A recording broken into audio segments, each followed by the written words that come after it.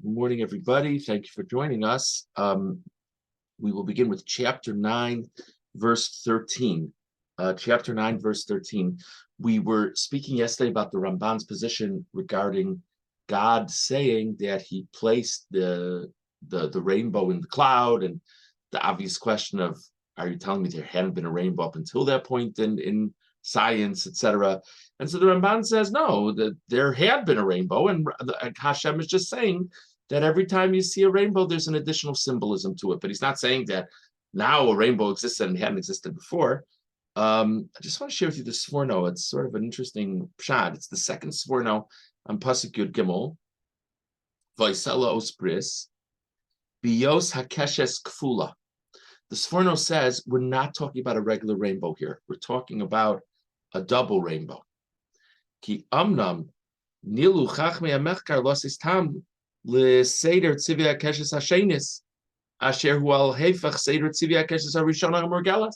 Says, at least, scientists of his time, at least, found it confusing how that whole double rainbow thing works.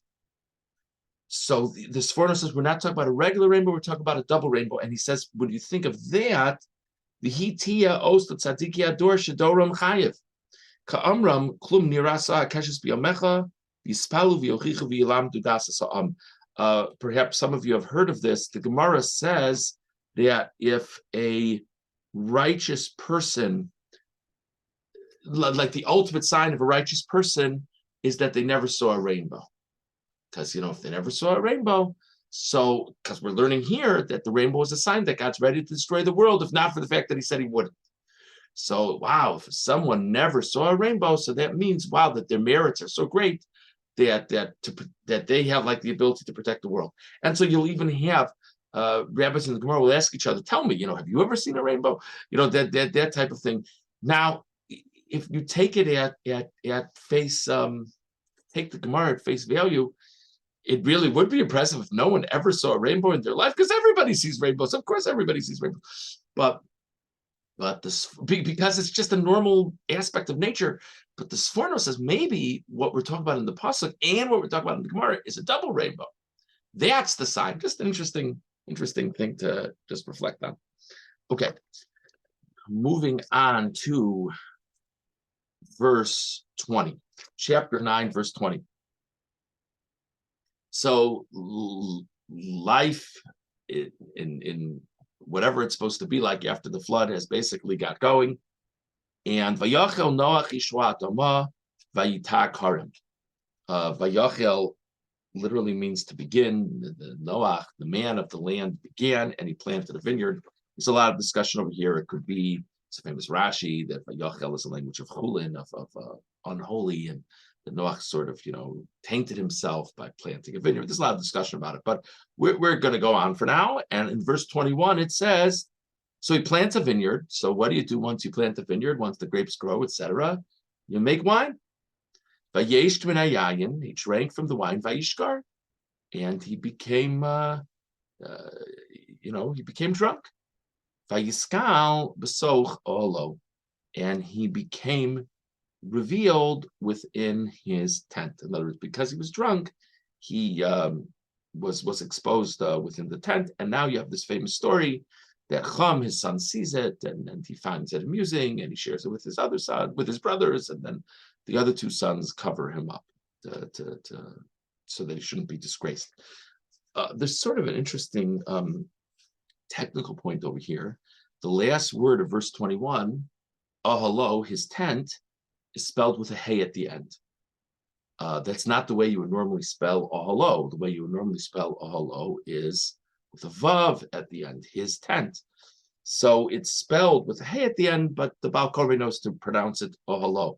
Why in the world is it spelled with a hey at the end? Some of you, this might ring a bell for some of you, because there's a very famous spelling of ahalo with a hey having to do with Avram Avinu, that it said that he pitched his tent, but the famous drasha is that what it means when he pitched his tent is he pitched his wife's tent before he pitched his own tent.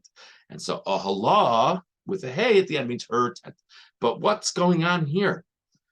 So if you look at Rashi on Pasuk Chaf Aleph, ahalo ksiv remes la'asares hashvatim. shenikru al shem shomron shenikres olo, shegalu al iske yayin. So a fascinating allusion, says Rashi, that the idea is that this is an allusion to Shomron. If people remember from Tisha B'Av, there's a whole kina back and forth with Allah and Aliva. So Shomron is the 10 tribes that are called Allah, and they were exiled because of their excessive dependence on wine. So though we're not even talking about Jews here in this pasuk, I mean, Noach's not even a Jew, but this is an allusion to it. So there's a story that Noach erred because of having too much wine. So this connects to what we're told in the Navi about the 10 tribes. There's an interesting chizkuni on this. Chizkuni on pasuk chaf aleph vayisgal b'soch olo lifi pirish Rashi tzarich lefaresh Vayiskal Lashon Galus. So, according to Rashi, the allusion to Allah doesn't end with the word Allah. Vayiskal could mean he was revealed, but Vayiskal could also be understood as being a reference to Galus, exile. That's just an interesting pshat. But I'd like to share with you the Ramban. Ramban on Pasuk Chaf Aleph. Vayiskal b'soch Olo. Ahalo ksiv b'soch ahala shel ishto. The Ramban says that the pshat in the pasuk is, whose tent was he revealed in? His wife's tent. Melamed shetanug rov hayayin mevi lidei ribui tashmish. In other words, that the idea was that because he had had a lot to drink, he now was interested in sexual intercourse. So he went to his wife's tent. He became exposed within her tent. There's a reason he became exposed, because he was in her tent because he had certain things in mind. So that's just an interesting shot from the Ramban. Okay, let's jump ahead now to chapter 10, verse 1. This is going through generations now. The Eila Toldos Bnei Noach, these were the generations of the sons of Noach. Shem, Cham, Vayofes, Shem, Cham, and Yefes, Vayivaldu Lahem Banim Achar Hamabul. And the sons of Noach bore their own sons after the flood. Okay? Thank you for clarifying the timeline. The Ramban on Pasuk Aleph, V'tam vayivaldu lahem banim achar hamabul. Lirmos, the Torah is hinting, Ki afal pi shayu ru'uyim levanim kodem hamabul. It really would have been normal for them to have children before the flood. Ki derech hadoros ahem laholid kivnei shishim. If you look at the generational timelines, you'll see that in those times it was very normal to have. I mean, you see their life, their duration of life was very different than ours. It was normal for them to have children around the age of 60. So if the sons of Noach would have had children around the age of 60, they would have bore Noach grandchildren before the flood. Elu lo nodu lahem gam l'meya. The children of Noach didn't even have children by the age of 100. Rach akar hamabul. They only had children after the flood had already occurred, much later on the timeline than would have been normal. Kavash Hashem esmayanam. God had sort of sealed up their springs. Shelo yolidu v'yovdu b'mabu. God didn't want them to have children before the flood, because if they would have had children before the flood, maybe the parents would have been saved in the merit of their father Noach, but not the children. So God didn't want their children to die in the flood. Oh, sheyitztarich lahatzu rabim bateva. Or that would mean even more space needed on the teva, because there'd be a whole additional generation. So the Torah is telling us that if you do the math, you'll realize it was a little bit abnormal that they didn't have children earlier, but this was all part of God's plan. And the Torah is emphasizing that point. And that was for the whole family. Ki lemech misacher betoldos Noach, Yoser mikiflayim bavosav, Noach harbe ma'od. And actually, if you look in the earlier generations of this family, everybody seems to be getting a little bit pushed back down the road as to when they're having children. And it's all for this goal. It's a fascinating Ramban, such a very interesting shot in the pasuk, but sort of as a life outlook, as a world outlook, it's a fascinating thing to try to live life with this perspective that if something happens out of the ordinary, maybe I'll understand the reason, maybe I won't understand the reason, but there's most likely a reason.